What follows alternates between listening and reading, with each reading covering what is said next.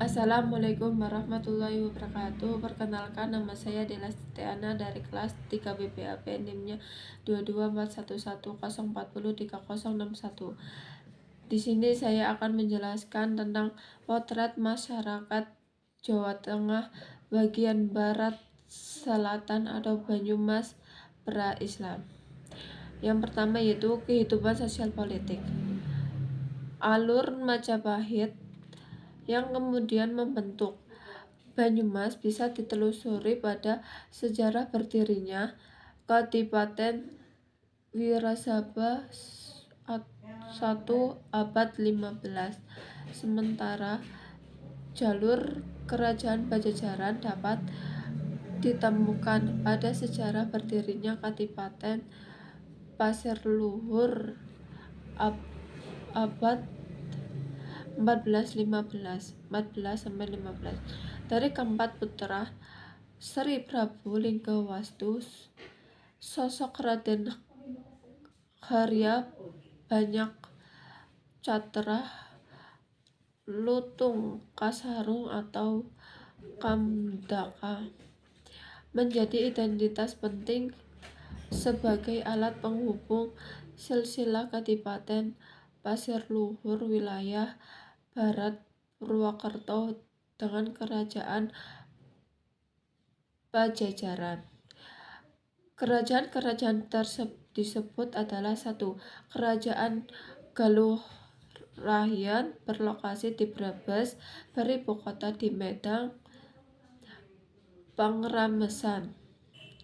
2. Kerajaan Galuh Kalangan berlokasi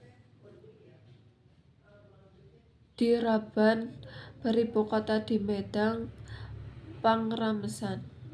Yang ketiga, kerajaan Galuh Laleyan berlokasi di Cilacap, beribu kota di Medang, Kamulan. Yang keempat yaitu kerajaan Galuh Tanduran berlokasi di Pananjung, beribu kota di Bogolo.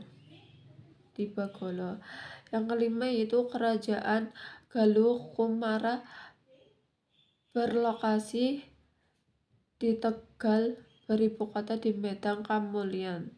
Yang keenam, kerajaan Galuh Pataka berlokasi di Nanggalaca, beribu kota di Pataka. Yang ketujuh yaitu kerajaan Galuh Nagara Tengah berlokasi di Cinengan, beribu kota di Bojong Opang. Yang delapan yaitu kerajaan Galuh Imbanagara atau berlokasi di Barunai, Pabuaran, beribu kota di Imbanagara. Yang kesembilan yaitu kerajaan Galuh Kalingga berlokasi di Bajong, beribu kota di Karang Kamulian.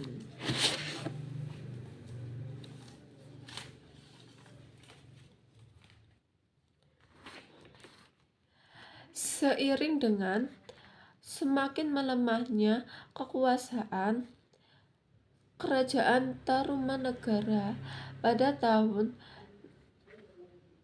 669 Masehi, kerajaan Galuh Kawali justru semakin menunjukkan eksistensi dan kekuatannya. Puncaknya, Raja Galuh Wretikan Dayun melakukan pemberontakan dan berhasil merebut kekuasaan dari kerajaan Tarumanegara. Kalah dengan kerajaan Galuh Kawali membuat kerajaan Tarumanegara memindahkan pusat kekuasaannya ke daerah Sundapura dan mencoba membangun kembali kekuatannya di sana. Bab keempat yaitu Islam di Jawa tengah bagian selatan dewasa ini. A. Kebangkitan Islam Puritan. Di era saat ini banyak terdapat klaim kontradiktif yang dibuat atas nama Islam. Gerakan purifikasi pemurnian Islam menjadi fenomena yang terus digulirkan dalam sejarah peradaban Islam di berbagai negara, termasuk Indonesia. Said Valireza Nars dalam Syekh Hashim menyebut para Puritan di belahan dunia Islam sebagai Islam revivalis. Menurutnya istilah ini menyeratkan makna yang lebih dalam, tidak hanya menggambarkan fenomena gerakan penafsiran agama yang didasarkan kepada teks semata, akan tetapi merupakan gerakan yang sangat berkaitan dengan persoalan-persoalan politik umat, pembentukan identitas, persoalan kekuasaan dalam masyarakat yang plural. Dengan demikian, istilah revivalisme ini lebih luas jangkauannya karena pada pembentukan identitas, persoalan kekuasaan dalam masyarakat yang plural. Dengan demikian, istilah revivalisme ini lebih luas jangkauannya karena pada kenyataannya kemunculan gerakan Islam radikal di negara-negara Islam di Timur Tengah maupun Asia memang tidak semata-mata didorong oleh keinginan mereka untuk menerapkan makna literal dari teks-teks suci dalam kehidupan nyata, dan tidak hanya pula sekadar tandingan terhadap cengkeraman Barat, akan tetapi lebih filosofis. Terima kasih, sekian dari saya. Apabila ada ucapan atau perkataan yang salah ataupun yang kurang, mohon dimaafkan ya. Wassalamualaikum warahmatullahi wabarakatuh.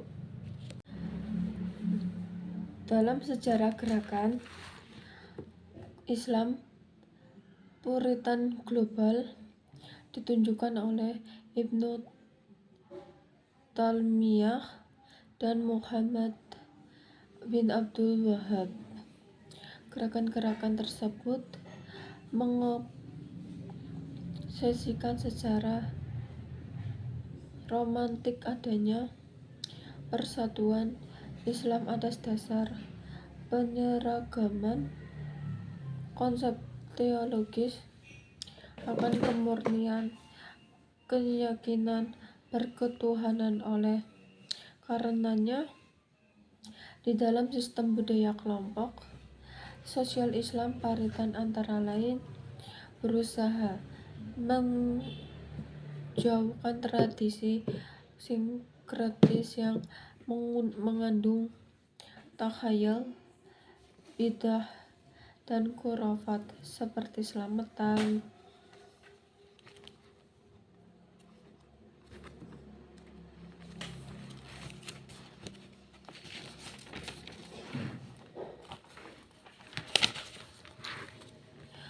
tahlilan, yasinan, syiarah,